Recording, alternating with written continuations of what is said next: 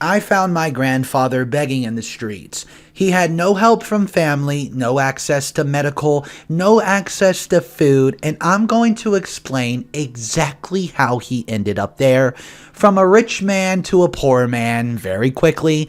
Here's the story. My name's Mr. Redito. Let's get right to it. I noticed this strange looking man look at me when I was coming home from work one day. I got scared because, well, he looked very dirty, so I started to run away, thinking he wanted to mug me. But then I saw him again a few days later, holding a sign that said, "No food, please help." I was freaked out because I felt that I knew him. When he saw me, he started to run after me and I was going to keep running away, but I was surprised when he called me by my name.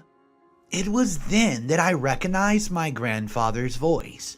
But Grandpa was supposed to be traveling in Europe. I could not even recognize him. He used to always look smart and young for his age, but now he looked about 20 years older. He was very thin and looked like he was going to collapse from hunger. He was also holding his chest in pain. I was very surprised and heartbroken to see him in this condition. I took him back to my apartment. I moved away from home because I wanted to be independent. When we got there, he cleaned up and I gave him food. After he had eaten and rested, because, well, I could see he was not feeling very well, I finally got to him to ask him what's going on. I know I should have gone with him to the doctor or something, but I was just so surprised to see him. He looked like he's not eaten in days and was wearing rags. When he woke up, I wanted to call my mother, but he begged me not to call her, for some strange reason. I felt that there was some secret that they were keeping from me.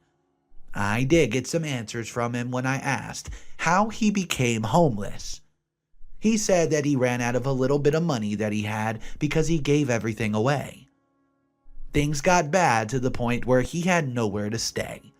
He's been homeless for over 3 months now. He did not have any way to contact our family, and he was ashamed because he said everyone hated him. That was very confusing to me because the whole family loved him, and Mom had told me that he was traveling. I tried to keep pressing him for answers, but he said he's just too tired. I sent a message to my mom, telling her that I wanted to meet up and talk to her the following day. So I left my grandfather alone and went to talk to my mother the next day, which was when I forced her to tell me the secret that she's been keeping from me. I already knew that my mom was a lesbian, but I did not know that she came out to my grandfather when she was young. He did not accept her because of his political views and the fact that he was very conservative. He disowned her when she was 16 and she could only come home when, quote, she stopped being lesbian. Personally, I believe that people are allowed to love who they want to, so I was very disgusted when I found out about my grandfather's behavior. She said that she came home and pretended to be straight for many years. Then she got married to my dad and had me. Afterward, she divorced him when I was a teenager. My grandfather thought that she was now straight for all those years, and she was very good in business. That's why he trusted her with the estate. But she held a grudge against him and wanted him to pay. 3 years ago, when he was 63 years old, he called a family meeting with all my distant family and said that he wanted to retire. It was a shock to all of us. He shared some of the wealth he had among us his grandchildren. But my mother got everything because she was the one who was business-minded in the family and he trusted her. I also got some money in a trust fund so that I would be able to take care of myself. But I was still in college then. Among the things he gave my mother was his big house, but he planned to stay with us there. But one day when I came back from college, I found out that he had gone away. My mother told me that he was just traveling around the world and he would be back soon, but that was the day I never saw him again. Whenever I asked her about him, she did not tell me anything useful. I thought that he just wanted to enjoy his life and did not care about us anymore.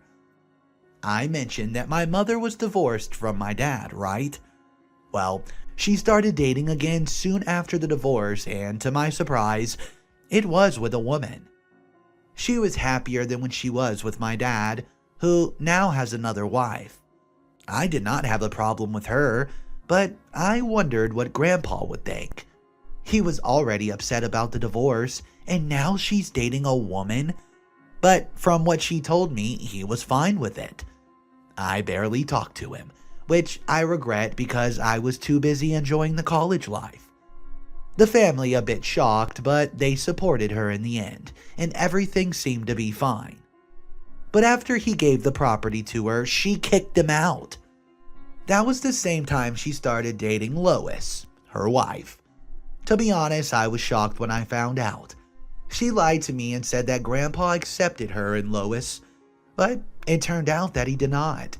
So she kicked him out and he was barely left with anything. She told the family that he was traveling.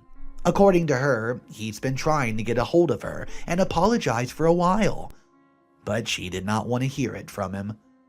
I asked her why she had to repay him like that. I knew what he did was wrong, but he was still her father. She raised me to forgive, but she's been lying for years. Grandpa was an old-fashioned man, but he was trying to change. Over the years, he had accepted me as I was, even if some of the things I did went against what he believed in. I told her that he was back, and he had been living on the streets for months. She did not even look like she was affected. My mother was never someone like that. I told her to please stop punishing my grandfather, but she did not want to listen to him. I heard her side of the story, but I did not hear his. So I went back to my apartment and I confronted him about his past with my mom. He did admit to everything that he did, but he said he regretted it. He was raised in a different time and he only cared about what people thought those years ago. He said that being alone and poor for the past years, while only surviving on other people's kindness, made him see things very differently. He's been conservative before, but when he was homeless, he met people who were different from him, and they were very kind to him. He tried to reach out to my mother, but she did not want anything to do with him. After he gave her the property, I was away in college. She started to treat him differently, not giving him any money to spend, among other things. She treated him badly until she told him that if he did not like it, he could leave, like he had made her do when she was 16. She started dating Lois and he tried to be welcoming, but it was difficult because of how he was raised. When he did not get along with Lois, my mom got even madder at him. This continued while I was not there, until I guess she got tired of him and kicked him out. He had little money saved, which is what he invested. The investment did not work, and he ended up on the streets. All of the people who used to be his friends turned on him, and he stopped asking for help. He only came back to the city hoping to see his family again one last time, even though he thought we hated him. Hearing his story made me cry, and I asked him why he did not tell me. He said that he was too proud and not used to asking for help. Like, how could anyone treat an old man like that, even if he did something wrong to them? From what I could see, he had changed and realized the importance of treating people with kindness. On top of that, he was very old, and it was not good for him to stay outside on the streets. He looked sick. I stayed with him for a few days, sending him for checkups and to go to the doctor. He had to get on a lot of medication and get a lot of rest. Being on the streets and eating bad food could have let him develop ulcers. I tried talking to my mother, but she did not want to hear anything about him. She was also angry at me for helping him out and said that I was not a good daughter. I only talked to my dad once during this whole thing, and all he had to say was that he was not giving any money to fix the family's mess. I decided that if she did not want anything to do with him, then she did not deserve his money. He might have done something bad, yes, but she could not just take what he had worked for his whole life. My grandfather told me that he wanted everything that he gave her back. She'd kicked him out in his old age, not caring if he would die or not. I decided that I was going to help him get the property back from my mother. I was very disappointed in her, so then we started the process of suing my mother and Lois, who I was sure was part of the plan to take everything from my grandfather. I got in touch with grandfather's lawyer so that he could give us options on what to do. It was going to be a difficult case because of the paperwork, but he was the best in the business and promised to find my grandfather a way out. I also told our distant relatives what my mother has done, which led to her and her wife being shamed by everyone. While my distant family did not live near the city, they did offer support. Many of us, me included, were very ashamed because we did not want to look for him all these years. Instead, we just believed my mother's lies. My grandfather laid charges for them kicking out of a house that he used to be his. He filed charges of fraud against my mother because she had tricked him into giving him the property. The lawyer wanted to prove that angle, which was slightly true. My mother had worked for my grandfather for many years and was always giving him financial advice. She led him to believe that he should trust her with running the company. We also had medical documents which proved that my grandfather could have died because she kicked him out. She thought that we were being overdramatic with the issue. I could see that she was completely blinded with anger at my grandfather. My mother and I were no longer speaking anymore, and the only time we saw each other was when our case was being handled. We had sued privately because, well, honestly, we did not want people to know what was going on. It took a long time for everything to be managed. I mean, a long time. My mother tried to prove that it was for the best that she took over his estate because he was growing old. But I testified that she had taken control of the company out of revenge for what she had done. At the time, Lois was away at business and had no idea what was going on. I later found out that she had no idea that my grandfather had returned and used to be homeless in the end. My mother realized that what she did was wrong. So far, she did not want to believe that Grandpa was struggling that much, but I sent the pictures I got from the homeless shelter to the group. I wrote a long paragraph telling the family about the condition that Grandpa had to live in and how weak he was because he could no longer get proper health care. Well, I guess that got through to her and she stopped fighting against Grandpa. This made it easier for the lawyers to win the case against her. The court gave my grandfather everything that was his, and my mother had to leave his house. All the money that he gave to her was returned because the court believed that he was coerced into giving her the property. They were also continuing an investigation into whether she committed fraud, which would have probably led her to being arrested. Everyone in the family was disgusted at my mother's behavior. She left the family group after everyone shouted at her, after they saw how my grandfather was living. For days, we did not hear from her. I thought that she was still upset because she lost everything and would probably fight for it back. But a few days later, she visited Grandpa's house while I was there. I moved in with him a few days ago because I'm so worried about his health. He still has to drink a lot of pills to get his body back to normal, and I know he will try arguing about it. Back to my mom. She came here with her wife, Louise, and they apologized for the way that they treated him. They also apologized to me for not being honest about where my grandfather was. They were just too blind with greed and thought they were teaching him a lesson, their exact words. They did not know that he would suffer to the point of begging in the streets. They said that there could have been a better way to solve the issue than putting him in danger. Mom said that Louise had made her realize that what she did to Grandpa was oh so wrong. It seems that when they saw the picture in the WhatsApp group, they felt sorry.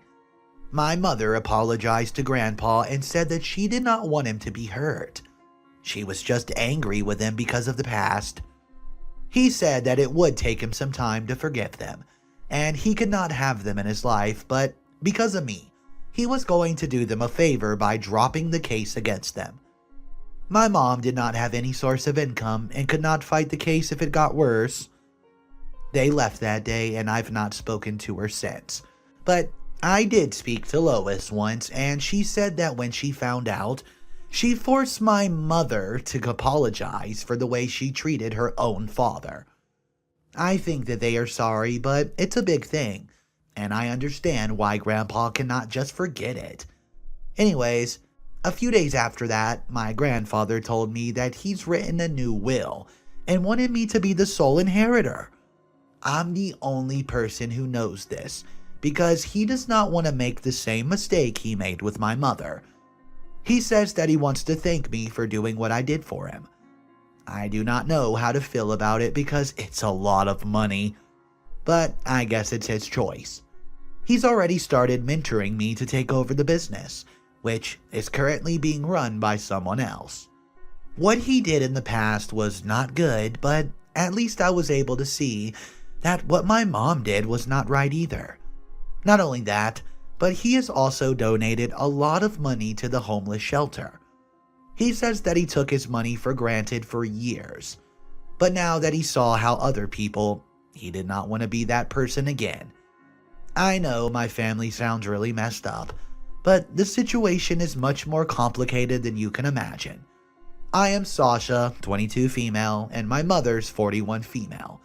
She's no longer with my dad. My father, 47 male, is still in my life, but he's not relevant to what happened. And my mother's wife, Lois, is a 40-year-old woman. I grew up with everything that I've ever wanted, and it was thanks to my grandfather and my grandmother who passed away a couple decades ago. In my opinion, I'm glad Lois was there because without Lois, I feel like OP's mother would have never apologized.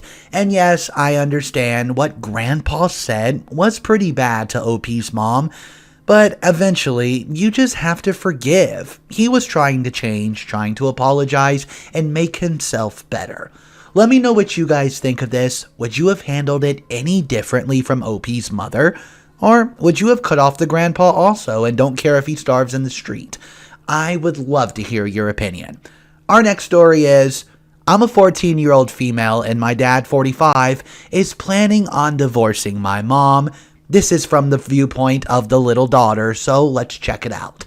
If you're new to the channel, click that subscribe button. It's very important if you want to support the channel to subscribe, like, and drop a comment down below.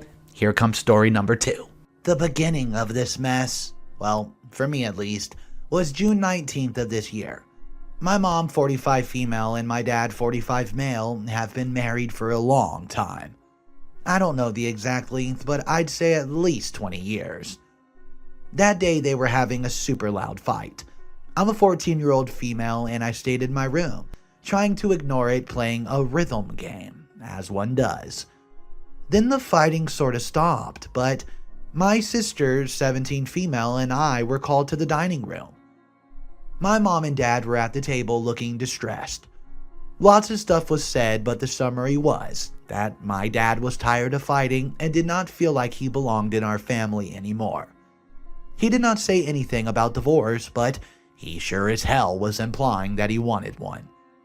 My sister, who was more aware of this conflict between my parents than I was at the time, snapped at both of them, saying that she was tired of their fights and that all she wanted was her sister, which is me, and herself to be safe.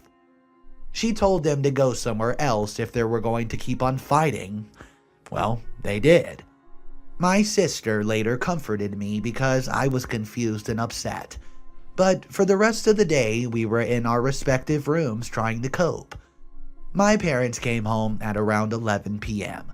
The fighting died down, to me at least, but I noticed my parents weren't talking anymore, and my dad was sleeping on the couch instead of their shared room.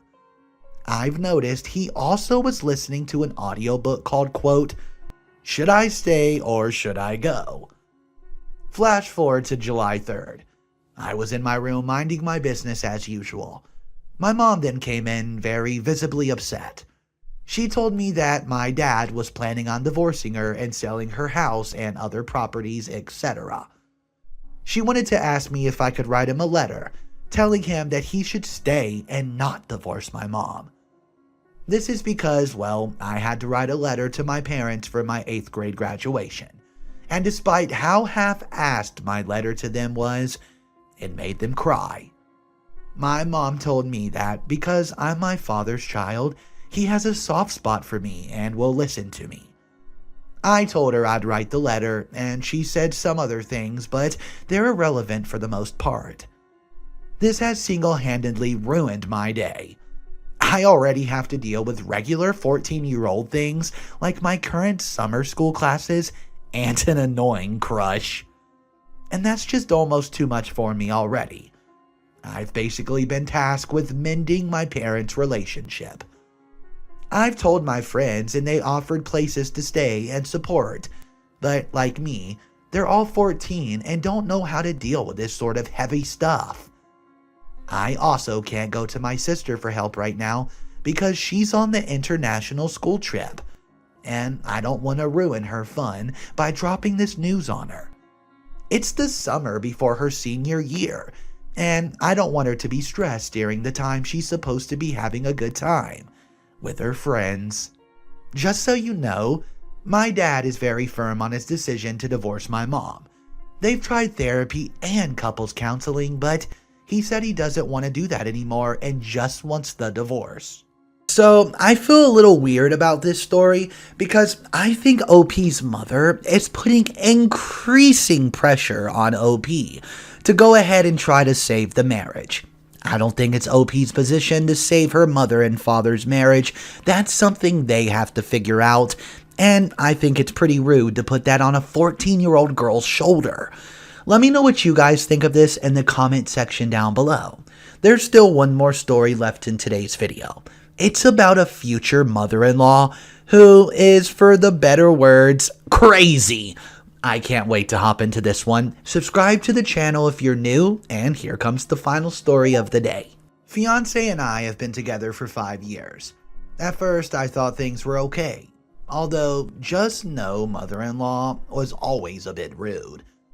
We bought a house together a few years ago, at which point his mom decides to tell him over the phone that he's making the worst mistake of his life, and that he should get a separation agreement since I was basically a gold digger, that I just wasn't the right person for him and she knew best since she was his mom. He calls her out on being rude. She doesn't talk to him aside from 3 texts a year, never apologizes, talks crap about me to family and friends for 2 years, despite not even having a conversation with me for years. This winter, we got engaged and decided to bite the bullet and invite her to our house to tell her. After a very awkward dinner, she does manage to say congratulations, and she offers to find some addresses so he can invite her family members to the wedding. She's very hesitant to give the addresses at first and really wanted us to just send her a whole bunch and save the dates for her to drop off herself. Obviously, I shut this down. We send our save the dates, no problems ensured. She does not ask about the wedding planning, offer any help, ask any questions, etc., and seems very disinterested.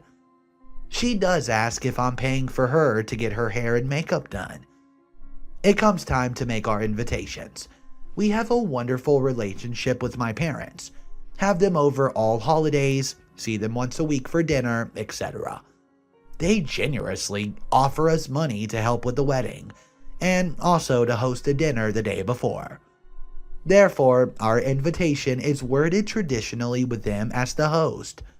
Think, quote, bride's parents joyfully request the honor of your presence at the wedding of blank. Fiancé's dad has never bothered to meet me despite multiple invitations. Fiancé's mom, again, never had any indication she wanted to do anything for the wedding organizing or had any interest at all. After invites are sent, we see her at a funeral. When she arrives, she says hello and shakes hands with everyone except for me and my fiance. She says not one word to me in 4 hours, and then walks away when I try to greet her. We are confused and later hear from one of the fiance siblings that we insulted her by not putting just no mother-in-law and fiance's dad with my parents as a host, and that they will no longer be coming to the wedding. I'm just so over it. It's been nothing but stress with this just no mother-in-law. Honestly, it would be insulting to my parents to stick her name as equal with her in supporting our relationship and our marriage.